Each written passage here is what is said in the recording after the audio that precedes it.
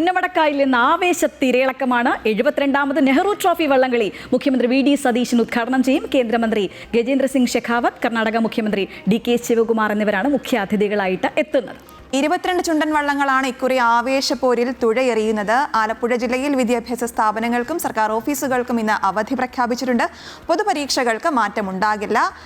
ആലപ്പുഴയിൽ നിന്ന് അജയ്നാഥും KK പ്രശാന്തും ഉണ്ട്. നമുക്ക് ആദ്യം രണ്ടുപേരും കൂടെ ചോദിക്കാം. Ajay, Prashanth, very very good morning. ഞാൻ തുടക്കത്തിൽ പറഞ്ഞതുപോലെ ആലപ്പുഴയിൽ ആവേശം മാത്രമല്ല, ഇത് കേരളത്തിന്റെ ഒന്നാകെയുള്ള ഒരു ആവേശം തന്നെയാണ്.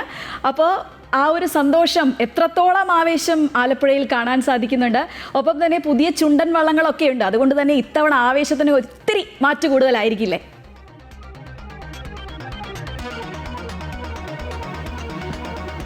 Shija, good morning. തീർച്ചയായും സൂചിപ്പിച്ചോളം തന്നെ ആലപ്പുഴയ്ക്ക് ഇന്ന് ആഘോഷത്തിന്റെ ദിനമാണ്. ആലപ്പുഴ പുന്നമട എല്ലാ അർത്ഥത്തിലും ഒരുങ്ങിക്കഴിഞ്ഞിരിക്കുന്നു. അല്പസമയത്തിനുള്ളിൽ ഇങ്ങോട്ട് ഒരു ആരാധകരുടെ അല്ലെങ്കിൽ ഈ ചുണ്ടൻവള്ള പ്രേമികളുടെ വലിയ ഒഴുക്ക് ഇങ്ങോട്ടേക്ക് ഉണ്ടാകും എന്നുള്ളതാണ്. പൂർണ്ണ അർത്ഥത്തിൽ പുന്നമട കായൽ ഇന്നത്തെ ആഘോഷപൂരത്തിന് വേണ്ടി തയ്യാറായി കഴിഞ്ഞു എന്നുള്ളതാണ്. ഇപ്പോൾ നമ്മൾ ദൃശ്യങ്ങളിൽ കാണുന്നത് അതിനുള്ള ഒഫീഷ്യൽസിന് സഞ്ചരിക്കാനുള്ള ബോട്ട് ഉൾപ്പെടെയുള്ള കാര്യങ്ങൾ, പ്രധാനപ്പെട്ട പവലിയൻ, നെഹ്റു പവലിയൻ ഉൾപ്പെടെയുള്ള അവിടെയുള്ള ക്രമീകരണങ്ങളെല്ലാം തന്നെ പൂർത്തിയായിട്ടുണ്ടെന്നുള്ളതാണ്. ഒപ്പം തന്നെ റോസ് പവലിയനിലും അതിനുള്ള കസേര ഉൾപ്പെടെയുള്ള കാര്യങ്ങളെല്ലാം തന്നെ റെഡിയായി. കാണികൾക്ക് ഇരിക്കാനുള്ള ക്രമീകരണങ്ങളെല്ലാം തന്നെ ഒരുക്കിയിട്ടുണ്ട്. നമ്മൾ തന്നെ റിപ്പോർട്ട് ചെയ്തിരുന്നു ഒരു മാസം മുമ്പ് തന്നെ. അതായത് ഈ വള്ളംകളിയുമായി ബന്ധപ്പെട്ട് ഈ പവലിയന്റെ ഒരു ശോചനീയാവസ്ഥ എല്ലാം തന്നെ റിപ്പോർട്ട് ചെയ്യുന്ന സാഹചര്യമുണ്ട്. ഇപ്പോൾ താൽക്കാലികമായ ഒരു ക്രമീകരണം ഈ പവലിയനുമായി ബന്ധപ്പെട്ട് ഒരുക്കിയിട്ടുണ്ടെന്നുള്ളതാണ്. എന്തായാലും ഈ വള്ളംകളി പ്രേമികൾക്ക് ഇവിടെ വന്നിരുന്ന് സമാധാനപരമായി ഈ വള്ളംകളി കാണുവാനുള്ള ഒരു സാഹചര്യം ഒരുക്കിയിട്ടുണ്ട്. എന്തായാലും വലിയ ആവശ്യത്തിലേക്ക് പുന്നമട മാറുന്നു എന്നുള്ളതാണ് പ്രധാനപ്പെട്ട കാര്യം. ഇപ്പം KK പ്രശാന്ത് കൂടെ എന്നോടൊപ്പം ഉണ്ട്.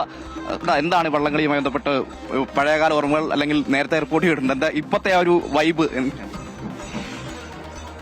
അജയ്, ഏതായാലും വലിയ ആവേശം, ഒരു ആർപ്പുവിളികളുമായിട്ട് എല്ലാവരും എത്തുന്നതാണ്. ഇപ്പൊ ഞാനിന്ന് രാവിലെ ഇങ്ങോട്ട് വരുമ്പോൾ തന്നെ തൃശ്ശൂരിൽ നിന്നുൾപ്പെടെ നിരവധി ആളുകൾ ഇവിടേക്ക് എത്തിക്കൊണ്ടിരിക്കുകയാണ്.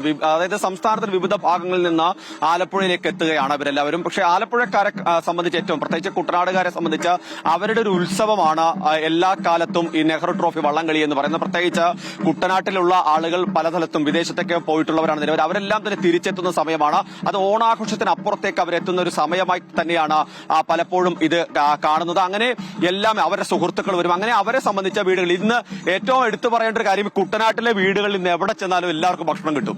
അതാണ് ഏറ്റവും പ്രത്യേകത. അതായത് നമ്മുടെ നാട്ടിലേക്ക് ഉത്സവത്തിന് ചെന്നാൽ ആ ഒരു രീതിയിലേക്കാണ് ഇത് വരുന്നത്. പിന്നെ വള്ളംകളിയുടെ ഒരു ആവേശത്തിലേക്ക് വന്നാൽ സ്വാഭാവികമായും ഇത്തവണ ആര് കപ്പടിക്കും എന്നുള്ളതാണ് എല്ലാവരും ഉറ്റുനോക്കുന്നത്.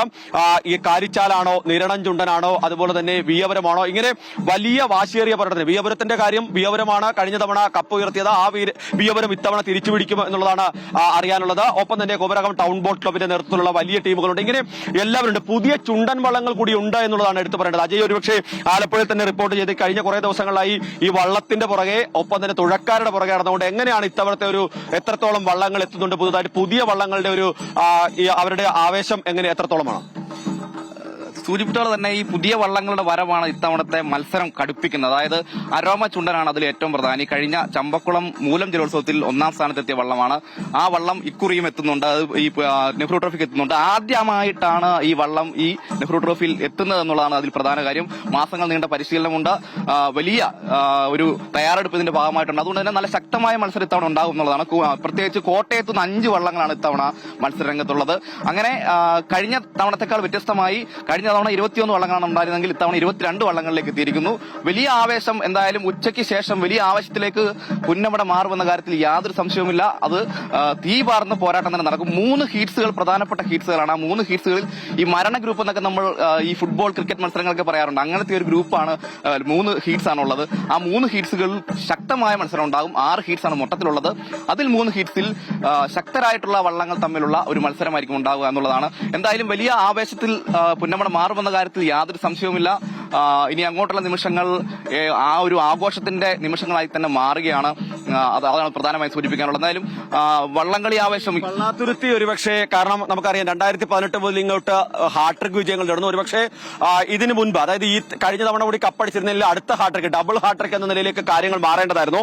പക്ഷെ പള്ളാത്തുരുത്തി ഇത്തവണ വീണ്ടും അതേ വള്ളത്തിൽ ഇറങ്ങുന്നു എന്നുള്ളതാണ് എടുത്തു പറയേണ്ടത്. അതായത് കഴിഞ്ഞ തവണ പരാജയപ്പെട്ട അതേ വള്ളത്തിൽ പള്ളാത്തുരുത്തി ബോട്ട് ക്ലബ്ബ് ഇറങ്ങുന്നു.